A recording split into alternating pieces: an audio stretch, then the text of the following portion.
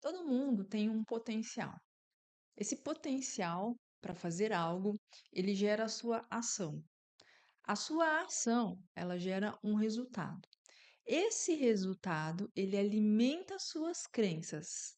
E as suas crenças alimentam novamente o seu potencial. Então presta bem atenção nisso. Se você, caso você tenha um potencial para acreditar que você não é bem-sucedido. Alguma vez na sua vida você fez algo, você teve um potencial para fazer algo. Você começou a fazer esse algo gerou um resultado negativo. Esse resultado negativo te trouxe uma crença negativa. Eu sou um incompetente. Essa crença negativa, ela alimentou de novo o seu potencial. Ou seja, ela saiu daqui, eu não sou competente, e ela veio aqui, ó, no seu potencial e falou: você não é competente, porque você falhou. Sendo que a maioria das pessoas, principalmente as que venceram na vida, elas falharam demais. Elas erraram muito. E o que fez com que elas vencessem na vida? Simplesmente quando ela não deixou essa crença se instalar dentro do sistema dela e ruir com o potencial dela. Olha que interessante isso. O seu potencial, ele está ligado na sua identidade. Se você tem uma identidade fortalecida, se você se desenvolveu a nível de saber quem é você, se você prestou atenção na sua história e você sabe o que você viveu e o que você já superou, qualquer erro que você tenha cometido, hora que ele bate aqui na sua crença, ele não interfere, ou seja, ele não quebra a sua identidade. Por quê? Porque isso não vai validar. A hora que o seu sistema falar você é um incompetente, vai bater no seu potencial, você vai falar: não, eu não sou incompetente. Eu já consegui muita coisa na vida. É só um momento de ajuste. Essa é a mente blindada. Essa é a mente que tem a fé inabalável. Muitas lives que eu faço, muitos treinamentos que eu falo, desenvolva a fé inabalável. A fé inabalável, ela tá ligado à identidade inabalável. Uma pessoa com identidade inabalável, quando ela sabe o potencial dela, ela sabe o que ela já conquistou, ela sabe o que ela realmente consegue, que ela conhece a si mesmo, assim como ela conhece o Criador.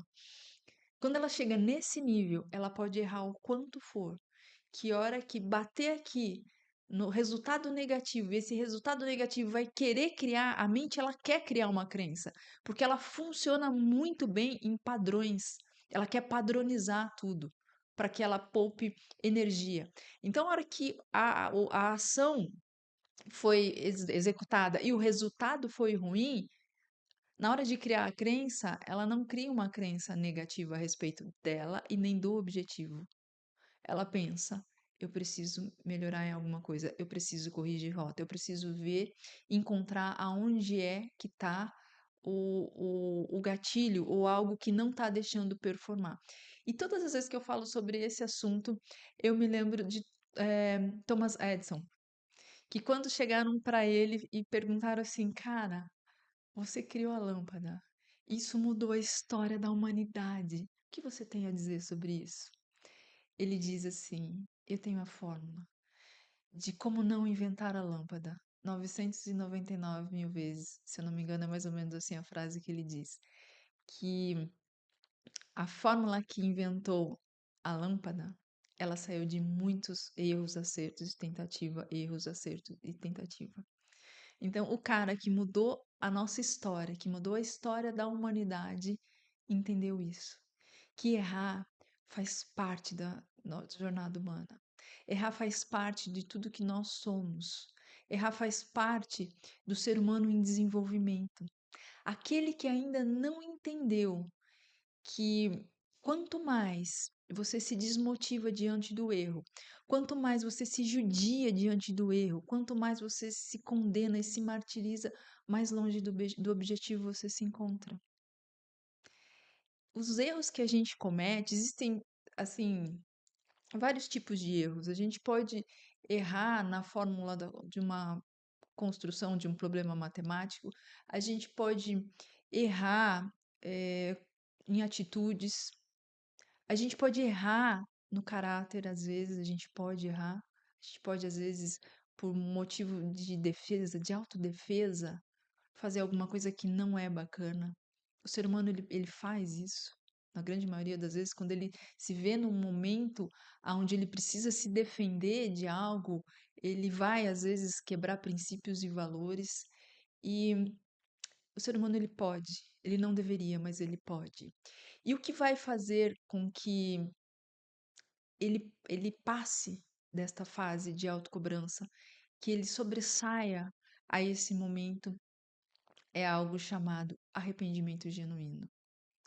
Quando a gente se arrepende genuinamente de algo que a gente tenha feito e que não foi tão bem sucedido e que não foi legal assim, e que a gente entende que nós somos seres humanos e nós somos falhos, e às vezes tentando acertar a gente pode cometer alguns erros, sim, isso é natural. E o mais importante de tudo isso é entender que uma pessoa morreu para que você fosse perdoado, para que você fosse livre. Então, quando você olha para o sacrifício de Jesus e você traz isso para o seu desenvolvimento pessoal, você entende que você não é perfeito, você não vai ser perfeito nunca, que você vai cometer falhas, que você vai cometer erros, porque isso é da natureza humana. Mas quando a gente se arrepende genuinamente, e o arrependimento genuíno é aquele de coração, em que eu trago para mim a autorresponsabilidade. Eu sei que não foi bacana, eu sei que não foi legal, eu me responsabilizo pelo que eu fiz. Eu me arrependo por isso e eu tenho uma tomada de consciência que eu posso errar novamente, porém, não da mesma forma. Por quê? Porque houve um arrependimento genuíno e houve um aprendizado com aquele erro. Isso faz toda a diferença no desenvolvimento humano. Isso faz toda a diferença no ciclo do sucesso de uma pessoa. Então, a pessoa que aprendeu a lidar com os seus próprios erros, a pessoa que aprendeu a corrigir rotas, a pessoa que, no meio dessa jornada, no meio desse caminho, ela desenvolveu a humildade necessária para falar: perdão, desculpa, eu errei, e seguir o caminho livre, livre para corrigir as suas rotas, livre para tentar de novo. Provavelmente essa pessoa vai ter uma história tão bem sucedida quanto a de Thomas Edison.